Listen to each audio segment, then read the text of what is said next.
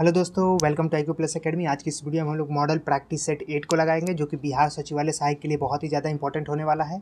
तो आज का अपना पहला क्वेश्चन है, चंद्रगुप्त मौर्य ने किसे पराजित करके मौर्य साम्राज्य की स्थापना करी थी। तो दोस्तों, जैसा कि आपको पता है, चंद्रगुप्त मौर्य ने घनानंद को पराजित करके मौर्य साम्राज्य की स्थापना करी थी। तो वो नंद वंश से थे, आपको पता ही चल गया होगा।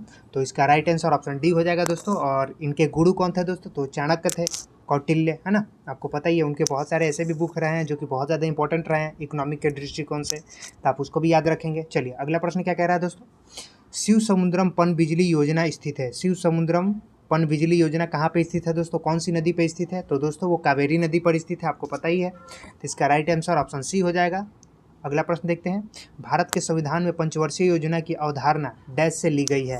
तो दोस्तों, जैसा कि आपको पता है, भारत के संविधान में पंचवर्षीय योजना की अवधारणा कहाँ से ली गई है दोस्तों? तो वो रसिया से ली गई है, जो पहले USSR हुआ करता था, है ना। तो इसका राइट आंसर ऑप्शन बी हो जाएगा। अगला प्रश्न देखते हैं, काला मिट्टी निम्न में से कौन सी विशेषता रखता है? तो दोस्तों, जैसा कि आपको पता है, काली मिट्टी में कैल्शियम होती है और उसके साथ साथ फास्फोरस नाइट्रोजन की कमी होती है काली मिट्टी में। तो आपको पता चल गया होगा, इसका राइट आंसर ऑप्शन बी हो जाएगा दोस्तों।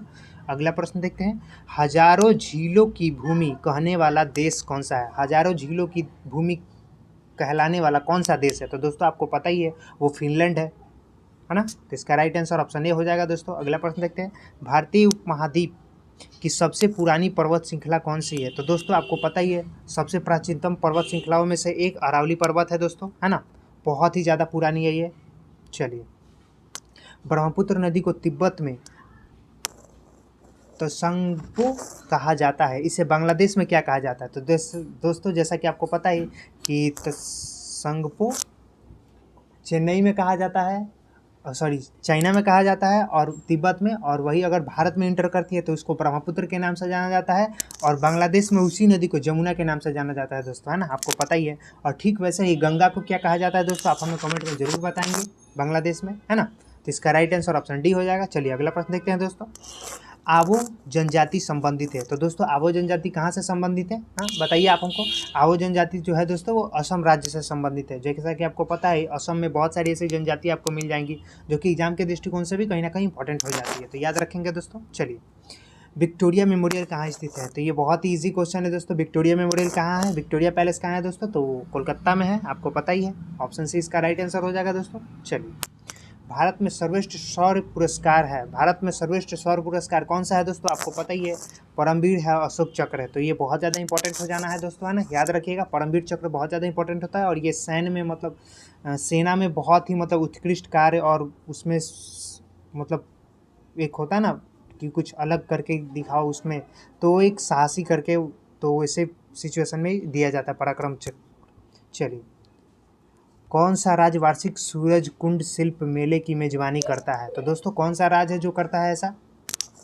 देख लेते हैं ऑप्शन क्या है। ऑप्शन में आपका रहेगा यहाँ पे हरियाणा। जी दोस्तों, इसका राइट आंसर ऑप्शन डी हो जाएगा, हरियाणा करता है सूरज कुंड, है ना।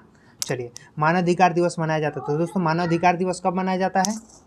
तो दोस्तों, मानवाधिकार दिवस जो मनाया जाता है वो 10 दिसंबर को मनाया जाता है, आपको पता ही होगा। चलिए, अगला प्रश्न देखते हैं दोस्तों, एलिफेंट पास स्थित है। एलिफेंट पास कहाँ पे स्थित है दोस्तों? एलिफेंट द्वारा कहाँ पे स्थित है? वो श्रीलंका में स्थित है दोस्तों। इसका राइट आंसर ऑप्शन बी हो जाएगा। अगला प्रश्न देखते हैं, गिद्दा किस राज्य की नृत्य शैली है? गिद्दा किस राज्य की नृत्य शैली है दोस्तों? तो ये पंजाब की नृत्य शैली है, आपको पता होना चाहिए। चलिए, अगला प्रश्न देख लेते हैं, किलिमंजारो पर्वत शिखर स्थित है। किलिमंजारो पर्वत कहाँ पे स्थित है दोस्तों? तो ये तंजानिया में स्थित है, आपको राइट आंसर ऑप्शन ए हो जाएगा, पता चल गया। चलिए, स्थानीय पवन का एक उदाहरण है। स्थानीय पवन का कौन सा उदाहरण दोस्तों? जैसा कि आप ऑप्शन देख पा रहे हो, पछुआ हवा, पछुआ बहेला, तो ऐसा समथिंग होता है ना गर्मियों में, तो ये इसका राइट आंसर ऑप्शन ए हो जाएगा दोस्तों। चलिए, किस वर्ष में जारी अध्यादेश के माध्यम से भारत में बैंकों का राष्ट्रीयकरण किया गया? तो दोस्तों, आपको पता ही है, राष्ट्रीयकरण जब किया गया था वो कौन सा ईयर था दोस्तों? जब बहुत सारे बैंकों को मतलब राष्ट्रीयकरण किया गया था। तो पहले जो बैंक हुआ करते थे वो पहले प्राइवेट के रूप में ही खुले थे, लेकिन फिर उसको गवर्नमेंट ने एक्वायर कर लिया खुद के अंतिम, है ना। तो इसका राइट आंसर ऑप्शन सी हो जाएगा दोस्तों, 1969 में हुआ था। चलिए, अगला प्रश्न देख लेते हैं, मडरका कब संबंधित है? तो दोस्तों, मडरका कप जो है वो फुटबॉल से संबंधित है। पहला मुगल सम्राट बाबर कहाँ से भारत आया था? पहला मुगल सम्राट बाबर कहाँ से भारत में आया था? तो दोस्तों, ये फरगना का था, है ना, वहाँ से आया था। चलिए, वीर भूमि संबंधित है। तो दोस्तों वीर भूमि किससे संबंधित है? एक्चुअली ये क्या है पता है कि जिस भी इंसान की उपाधि जहाँ पे वो किया जाता है ना, उनकी समाधि दी जाती है, तो उस समाधि का कुछ नाम रखा गया इन लोगों का, जो भी यहाँ पे ऑप्शन में दिया गया। तो वीर भूमि कहाँ किसकी है दोस्तों? समाधि किसकी है? आपको पता होना चाहिए बिल्कुल ऑफ कोर्स। तो ये दोस्तों राजीव गांधी सर की है ना, वीर भूमि। इसके अलावा इंदिरा गांधी, लाल बहादुर शास्त्री का भी आपको पता होना चाहिए, और साथ ही साथ गांधी जी का भी पता होना चाहिए, और जवाहरलाल नेहरू का भी पता होना चाहिए ना, क्योंकि सारे एग्जाम में कहीं ना कहीं पूछे जाते थे। आपको पता ही है लाल बहादुर शास्त्री की क्या क्या क्या था दोस्तों? लाल बहादुर शास्त्री का था विजय घाट, इंदिरा गांधी का शक्ति स्थल, और आपका अगर राजीव गांधी की बात करें तो वीर भूमि था दोस्तों, है ना, याद रखिएगा। और शांति वन आपका प्रथम प्रधानमंत्री का भी था दोस्तों, है ना, याद रखिएगा। चलिए, तो इसका राइट आंसर ऑप्शन ए हो जाएगा दोस्तों। चलिए अगला प्रश्न देख लेते हैं। साइकिल का आविष्कार किया था, साइकिल का आविष्कार किसने किया था दोस्तों? तो ये मैकमिलर ने किया था, आपको पता ही होगा, मैकमिलर ने इसका आविष्कार करा था साइकिल का। अगला प्रश्न देखते हैं। सेवा सदन, कार्यभूमि और गबन किस हिंदी लेखक की श्रेष्ठ कृतिका है ना? तो दोस्तों ये है प्रेमचंद की है ना, मुंशी प्रेमचंद की है दोस्तों। तो इसका राइट आंसर ऑप्शन डी हो जाएगा। ये बहुत ही मतलब एक अच्छे हिंदी के कवि हैं, राइटर हैं, बहुत ही मतलब अच्छे। इनके बहुत सारे ऐसे उपन्यास हैं, बहुत सारे ऐसे पुस्तकें हैं, बहुत सारे ऐसे कविताएं हैं जो कि हम लोग बचपन से पढ़ते आ रहे हैं, और एग्ज़ाम में भी बहुत बार हम लोगों ने करा हुआ होगा। चलिए अगला पद देखते हैं। एलोरा कंदराओ में मंदिर की कुल संख्या कितनी है? एलोरा कंदराओ में मंदिर की कुल संख्या कितनी है? तो दोस्तों आपको पता ही है, एलोरा कंदराओ में मंदिर की जो कुल संख्या वो 34 है ना। और इसमें से जो 16वां नंबर मंदिर है वो बहुत ही ज़्यादा इंपॉर्टेंट है, याद रखिएगा दोस्तों। कुतुब मीनार का निर्माण किसने करवाया था? तो दोस्तों जैसा कि आपको पता है, कुतुब मीनार का जो बेस रखा था वो कुतुबुद्दीन ऐबक ने रखा था, और इसको इल्तुतमिश ने फाइनल किया था, है ना, आपको पता ही है। तो इसका राइट आंसर ऑप्शन क्या हो जाएगा दोस्तों? आपको पता ही है, इसका ए हो जाएगा, है ना। चलिए, तो ये भी दोनों आपको पता होना चाहिए। कबीरदास के उपदेशों का सबसे महत्वपूर्ण संकलन क्या था? तो दोस्तों आपको पता ही है, कबीरदास के जो उपदेश थे उनके जो सबसे महत्वपूर्ण संकलन था वो बीजक था दोस्तों, है ना, याद रखिएगा। तो इसका राइट आंसर ऑप्शन ए हो जाएगा। चलिए अगला प्रश्न देख लेते हैं। भारतीय राष्ट्रीय कांग्रेस की प्रथम महिला अध्यक्ष कौन थी? तो दोस्तों आपको पता है प्रथम महिला कौन सा पूछ रहा है? देखिए यहाँ पे प्रथम भारतीय महिला पूछ रहा है। अगर प्रथम महिला पूछता तो ये सरोजिनी नायडू नहीं होती, बल्कि एनी बेसेंट हो जाती। अगर भारतीय महिला पूछ रहा तो यहाँ पे राइट आंसर ऑप्शन सी हो जाएगा, सरोजिनी नायडू, जो कि 1925 में बनी थी दोस्तों, गांधी जी के जस्ट बाद। गांधी जी इसके पहले वाले सेशन में थे अध्यक्ष, है ना, उसके बाद सरोजिनी नायडू बनती है ना, तो आपको पता होना चाहिए कानपुर सेशन से। चलिए अगला प्रश्न देख लेते हैं दोस्तों। नेपागढ़ में स्थित सबसे महत्वपूर्ण उद्योग कौन सा है? तो दोस्तों नेपागढ़ जो है ना, वो मध्य प्रदेश में पड़ता है, और यहाँ पे सबसे महत्वपूर्ण उद्योग जो है दोस्तों वो अखबारी कागज है, याद रखिएगा दोस्तों, है ना, ऑप्शन डी इसका राइट आंसर हो जाएगा। चलिए अगला प्रश्न देख लेते हैं। दिलवाड़ा के मंदिर एक उदाहरण है। तो दोस्तों दिलवाड़ा का जो मंदिर है वो नागर शैली का एक बहुत ही अच्छा उदाहरण है दोस्तों, है ना। और नागर शैली में आपका दो शैलियों का मतलब मेल देखा जाता है, एक तो आपका द्रविड़ शैली का और एक वेसर शैली का, दोनों का लगभग देखा जाता है ना इसमें मिला जुला, तो याद रखिएगा दोस्तों। चलिए अगला प्रश्न देख लेते हैं।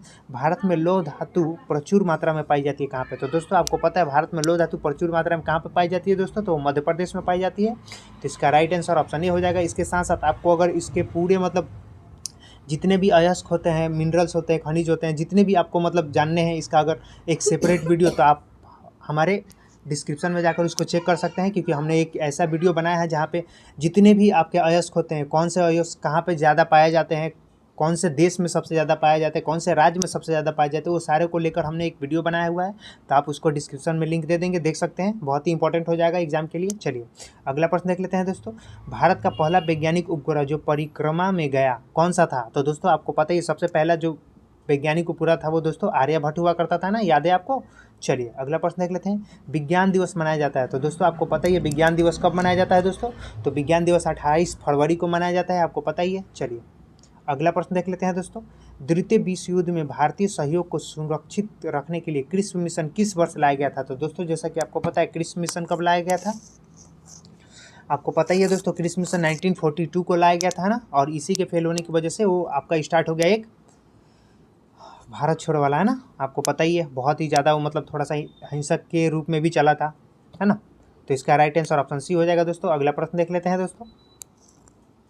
भारत ने पोखरण में अपना पहला परमाणु परीक्षण किया था, वो कब हुआ था दोस्तों? तो ये हुआ था आपका, देखिए जो पोखरण का जो हुआ था ना, तो आपको पता ही है उस समय कौन थे दोस्तों?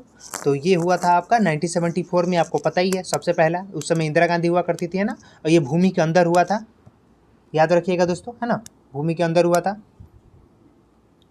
चलिए अगला प्रश्न क्या कर रहा है, नृत्य शैली डोलू कनिथा किस भारतीय राज्य से संबंधित है। तो दोस्तों ये बहुत ही इंपॉर्टेंट क्वेश्चन है, इसको भी आप याद रखिएगा क्योंकि ये कल्चरल से क्वेश्चन है ना।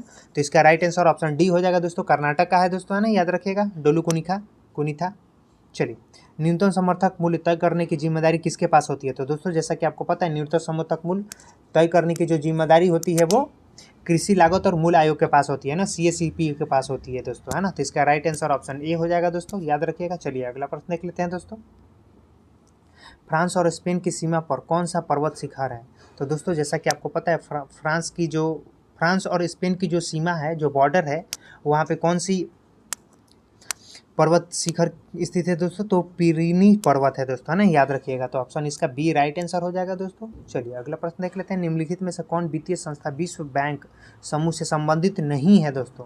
तो यहाँ पे देख लेंगे हम लोग ऑप्शन, उसके अकॉर्डिंग हम लोग बताएंगे दोस्तों। इसका राइट आंसर हो जाएगा IMF, है ना दोस्तों। तो इसका राइट आंसर ऑप्शन ए हो जाएगा, क्योंकि बाकी सब देखिए ये कहीं ना कहीं आपका बैंक से रिलेटेड है। ADB बैंक हो गया, IBRD हो गया, IDA हो गया, ये कहीं ना कहीं मतलब एक दूसरे कंट्री को ऐसे समथिंग लोन वोन पास करता है ना, यही उधार देते हैं। चलिए बहुत ही अच्छी क्वेश्चन है। प्राचीन शहर लोथल जो एक प्रमुख पुरातात्विक स्थल के रूप में प्रसिद्ध है, भारत के किस राज्य में स्थित है। तो दोस्तों आपको पता ही है भारत के कौन से राज्य में स्थित है दोस्तों, तो ये भारत के गुजरात में स्थित है ना, याद रखिएगा। लोथल बहुत ही फेमस है दोस्तों, है ना, एग्जाम में ऐसे क्वेश्चन बन सकते हैं। अगला प्रश्न क्या करें, सामान्य रूप से मुद्रा नीति मॉनेटरी पॉलिसी का प्रधान लक्ष्य क्या होता है। तो दोस्तों जैसा कि आपको पता है, इसका जो मेन पर्पस होता है ना, वो मुद्रा आपूर्ति का नियंत्रण करना होता है, मुद्रा आपूर्ति को नियंत्रण करना होता है दोस्तों, है ना, याद रखिएगा। तो इसका राइट आंसर ऑप्शन ए हो जाएगा दोस्तों। अगला प्रश्न क्या करें, गांधी जी किसे अपना राजनीतिक गुरु मानते थे। तो दोस्तों जैसा कि आपको पता है, जब गांधी जी दक्षिण अफ्रीका से लौट के आए तो उन्होंने अपना एक राजनीतिक गुरु चुना, वो थे दोस्तों गोपाल कृष्ण गोखले, जो कि नरम दल के नेता थे दोस्तों, है ना, याद रखिएगा। चलिए अगला प्रश्न देख लेते हैं दोस्तों, 2011 की जनगणना के अनुसार किस भारतीय राज्य में सबसे कम जनसंख्या घनत्व है। तो दोस्तों जैसा कि आपको पता है, सबसे कम जनसंख्या घनत्व वाला राज्य कौन सा था दोस्तों 2011 के अकॉर्डिंग, तो वो था दोस्तों अरुणाचल प्रदेश, है ना, आपको पता ही होगा। चलिए अगला प्रश्न देख लेते हैं दोस्तों, भारत ने किस वर्ष में राष्ट्रमंडल खेलों की मेजबानी करी थी। राष्ट्रमंडल खेलों की मेजबानी भारत ने किस वर्ष में करी थी। तो दोस्तों आपको पता ही है 2010 में करी थी, है ना। तो इसका राइट आंसर ऑप्शन सी हो जाएगा दोस्तों। अगला प्रश्न देख लेते हैं, जलियांवाला बाग हत्याकांड घटा था, वर्ष कौन सा था वो, जब जलियांवाला बाग हत्याकांड हुआ था, है ना, जलियांवाला बाग हत्याकांड। तो आपको पता ही है दोस्तों, डायर ने क्या किया था, बहुत सारे निहत्थे लोगों पे गोलियां बरसा दी, अंधाधुन, है ना। तो इसका राइट आंसर क्या हो जाएगा दोस्तों, ऑप्शन सी हो जाएगा, 1919 में हुआ था, 13 अप्रैल को, याद ही है आपको। चलिए अगला प्रश्न देख लेते हैं दोस्तों, अगला प्रश्न क्या कह रहा है, संगम साहित्य किस भारतीय भाषा में लिखा गया है। तो दोस्तों आपको पता ही है संगम साहित्य किस भारतीय भाषा में लिखा गया, तो तमिल भाषा में लिखा गया दोस्तों, है ना। तमिल बहुत ही प्राचीन भाषा है दोस्तों, याद रखिएगा, है ना। चलिए भारत का पहला अफगान शासक कौन सा था। तो दोस्तों जैसा कि आपको पता है, भारत का पहला अफगान शासक कौन बना दोस्तों, तो बहलोल लोदी बना, है ना, लोदी वंश का संस्थापक लोदी, याद रखिएगा दोस्तों, है ना। ये राइट आंसर ऑप्शन ए हो जाएगा। अगला प्रश्न देखते हैं, भारतीय संविधान ने प्रावधान किया है, क्या क्या है प्रावधान दोस्तों, भारतीय संविधान में क्या प्रावधान है दोस्तों। तो इसका राइट आंसर ऑप्शन ए हो जाएगा, एकल नागरिकता का प्रावधान किया है ना दोस्तों, याद रखिएगा, ये बहुत ही इंपॉर्टेंट है, एकल नागरिकता का प्रावधान है ना। चलिए अगर अंबानी है और हम है, तो हम दोनों का वोट जो है वो इक्वल मतलब वेटेज रखता है, ना कि उन अंबानी का वेट जो वोट है वो बहुत ज़्यादा विधि हो जाएगा और हमारा वोट कम हो जाएगा, ऐसा कुछ नहीं है। वो भी वोट देंगे तो एक ही काउंट होगा, हम भी वोट देंगे तो एक ही काउंट होगा, दैट्स इट। चलिए अगला प्रश्न देख लेते हैं, संविधान में घोषित मौलिक अधिकारों में संशोधन किया जा सकता है केवल कब कब किया जा सकता है। तो दोस्तों आपको पता है ये संसद द्वारा ही किया जा सकता है कोई भी, है ना। लेकिन अगर हम लोग इस क्वेश्चन के अकॉर्डिंग देखें तो दोस्तों इसका राइट आंसर हो जाएगा ऑप्शन सी, संसद के द्वारा ही, क्योंकि आपको मैंने पहले भी बताया संसद के द्वारा ही कोई भी क्या किया जा सकता है, संशोधन किया जा सकता है संविधान में, है ना। चलिए क्योंकि ये डायरेक्ट जनता के बीच से आते हैं ना उठ के, इस वजह से इनके पास ज़्यादा पावर होता है रेदर देन और के, है ना। राष्ट्रपति अपना त्यागपत्र संबोधित कर सकता है किसको दोस्तों, तो वो उपराष्ट्रपति को अपना त्यागपत्र दे सकता है दोस्तों, है ना। चलिए अगला प्रश्न देखते हैं, संविधान की 8वीं अनुसूची संविधान 92वां संशोधन मतलब 52वां संशोधन अधिनियम 2003 द्वारा यथा अद्यतन में सूचीबद्ध भाषाओं की संख्या कितनी थी। तो दोस्तों जैसा कि आपको पता है, पहले जो नंबर ऑफ लैंग्वेज था ना जो संविधान में पहले से समाहित किया गया था वो 18 था, लेकिन बाद में चल के क्या हुआ कि उसमें और 4 ऐड कर दिए गए, तो ये टोटल हो गया 22। याद रखिएगा दोस्तों, इसका राइट आंसर ऑप्शन डी हो जाएगा, क्योंकि अभी मिथिला को भी ऐड ऑन किया गया, बिहार की 1-2 भाषाओं को भी इसमें ऐड किया गया है ना, ये भी याद रखिएगा। चलिए, तो वो भी क्वेश्चन हो सकते हैं। जैविक अवधारणा के बारे में आवर्धन के बारे में, जैविक आवर्धन के बारे में निम्नलिखित में से कौन सा कथन असत्य है? तो दोस्तों को ऑप्शन देख लेते हैं हम लोग, है ना, इसके अकॉर्डिंग हम लोग इसका आंसर भी बता पाएंगे। इसकी अधिकतम संकेंद्रण खाद्य श्रृंखला के निचले स्तर पर है। हाँ, ये तो सही, मतलब कि हाँ गलत है, ये तो नहीं, निचले तो नहीं है। यह पारिस्थितिकी तंत्र के स्तर पर निर्भर कर बदलता है। इसके अधिकतम संकेंद्रण खाद्य श्रृंखला के स्तर पर है। रसायन पानी या मिट्टी से अवशोषण के माध्यम से खाद्य श्रृंखला में प्रवेश करती है, तो बिल्कुल ये सही है दोस्तों। यहाँ तक कि बी सी डी तो सही है, ऑप्शन इसका ए हो जाएगा, जो कि गलत है दोस्तों, तो इसका राइट आंसर ऑप्शन ए हो जाएगा। चलिए, अगला प्रश्न देखते हैं। तो ध्वनि के बारे में निम्नलिखित में से कौन सा कथन असत्य है? ध्वनि निर्वात में आगे नहीं बढ़ सकता है। तापमान या माध्यम के निरपेक्ष ध्वनि की गति समान रहती है। एक औसत मानव की श्रव्य सीमा 20 हर्ट्ज से 20 किलो हर्ट्ज है। ध्वनि एक अनुदैर्ध्य तरंग के रूप में आगे बढ़ती है। तो दोस्तों, यहाँ तक कि ध्वनि का जो हम लोग एक नॉर्मल जो होता है ना, कि जहाँ तक हम लोग ध्वनि को सुन सकते हैं किसी भी साउंड को, 20 से 20 किलो हर्ट्ज तक का होता है दोस्तों, बिल्कुल सही है। अनुदैर्ध्य तरंग के रूप में आगे बढ़ती है ध्वनि, बिल्कुल सही है दोस्तों। ध्वनि निर्यात में आगे नहीं बढ़ सकती, ये भी बिल्कुल सही है दोस्तों, क्योंकि उसको एक मीडियम चाहिए होता है ध्वनि को आगे बढ़ने के लिए। ठीक वैसे ही आपका ये जो ऑप्शन कह रहा है तापमान या माध्यम के निरपेक्ष ध्वनि की गति समान रहती है, ऐसा बिल्कुल भी नहीं है दोस्तों। ध्वनि आपका माध्यम के अकॉर्डिंग चेंज होते रहता है ना, तो इसका राइट आंसर ऑप्शन बी हो जाएगा दोस्तों। चलिए, अगला प्रश्न देख लेते हैं दोस्तों, बहुत ही अच्छा क्वेश्चन है। ध्वनि का वेग सर्वाधिक होता है कहाँ पे? तो दोस्तों आपको पता है ध्वनि का वेग सर्वाधिक होता है ठोस में, इस्पात में दोस्तों, है ना, याद रखिएगा। पेट्रोलियम के अनेक उपयोगी उत्पाद प्राप्त किए जा सकते हैं। तो दोस्तों, जो पेट्रोलियम के अनेक उत्पाद जो प्राप्त किए जा सकते हैं वो कहाँ से प्राप्त किए जा सकते हैं दोस्तों? तो प्रभाजी आवर्षण की क्रिया से प्राप्त किए जा सकते हैं। प्रक्रिया जो उसका प्रोसेस होता है प्रभाजी आवर्षण का, है ना, तो इसका राइट आंसर ऑप्शन डी हो जाएगा दोस्तों। चलिए, अगला प्रश्न देख लेते हैं दोस्तों। निम्न में से कौन केवल एक ही तत्व से बना है? तो दोस्तों, यहाँ पे आप देख पा रहे हो कौन सा ऐसा एलिमेंट है या क्या है कि जो एक ही तत्व से बना है दोस्तों। तो इसका राइट आंसर क्या हो जाएगा दोस्तों? वो हो जाएगा हीरा, क्योंकि ये ओनली कार्बन से बना है दोस्तों, है ना, याद रखिएगा, ये पूरी तरीके से कार्बन होता है दोस्तों। अगला प्रश्न क्या कर रहा है? सोल्स ने आविष्कार करा था किस चीज़ का? तो दोस्तों, इन्होंने टाइप राइटर का आविष्कार करा था दोस्तों, है ना, तो इसका राइट आंसर ऑप्शन बी हो जाएगा। अगला प्रश्न देखते हैं। मानव शरीर में सबसे प्रचुर तत्व क्या है? तो दोस्तों, जैसा कि आपको पता है मानव शरीर में सबसे प्रचुर मात्रा में कौन सा तत्व होता है दोस्तों? तो वो होता है आपका ऑक्सीजन, आपको पता ही है दोस्तों, है ना, तो इसका राइट आंसर ऑप्शन डी हो जाएगा। अगला प्रश्न, निम्न में से कौन एक एम्फीबियन उभयचर नहीं है? देखते हैं दोस्तों इसमें कौन उभयचर नहीं है।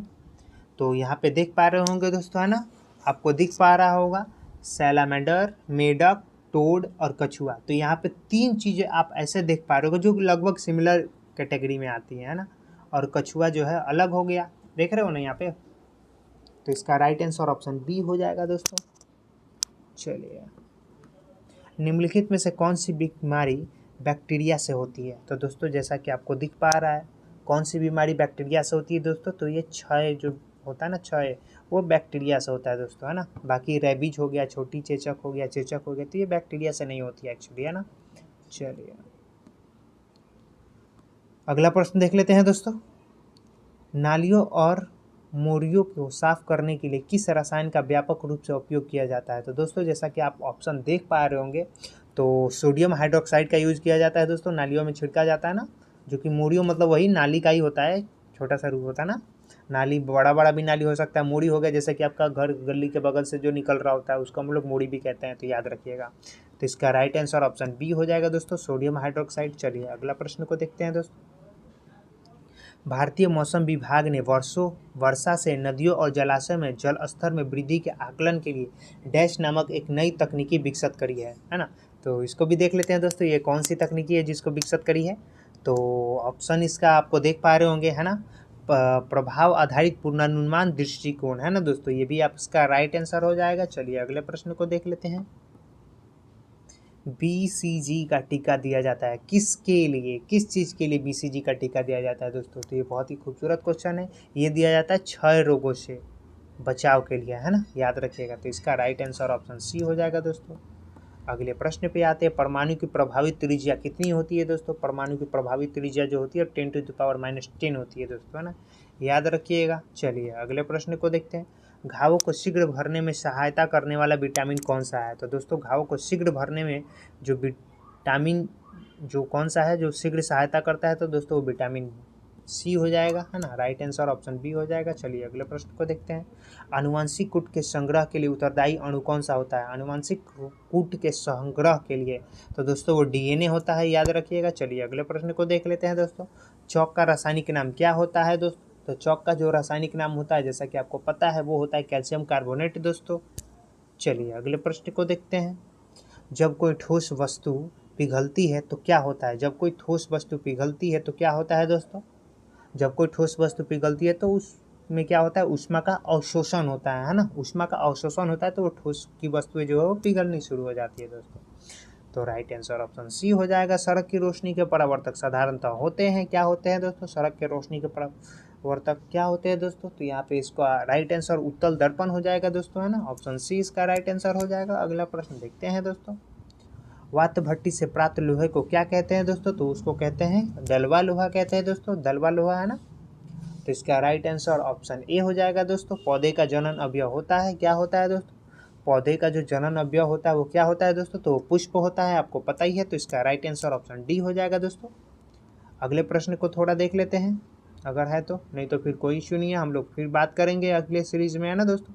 तो दोस्तों आपको ये वीडियो कैसा लगा आप हमें कमेंट में बताएंगे, है ना, और साथ ही साथ हमारे चैनल को सब्सक्राइब करेंगे ज़रूर दोस्तों, क्योंकि आगे हम लोग बहुत सारे ऐसे प्रैक्टिस सेट स्टार्ट करेंगे और हम लोग ग्रुप डी के भी प्रैक्टिस सेट को स्टार्ट करने वाले हैं दोस्तों। तो आप हमारे साथ जुड़ सकते हैं अपनी तैयारी को बेहतर तरीके से करने के लिए, और बहुत सारे प्रैक्टिस सेट हम लोग कराएंगे दोस्तों, और लगभग सभी को डिस्कस भी करेंगे। तो जय हिंद दोस्तों, थैंक यू।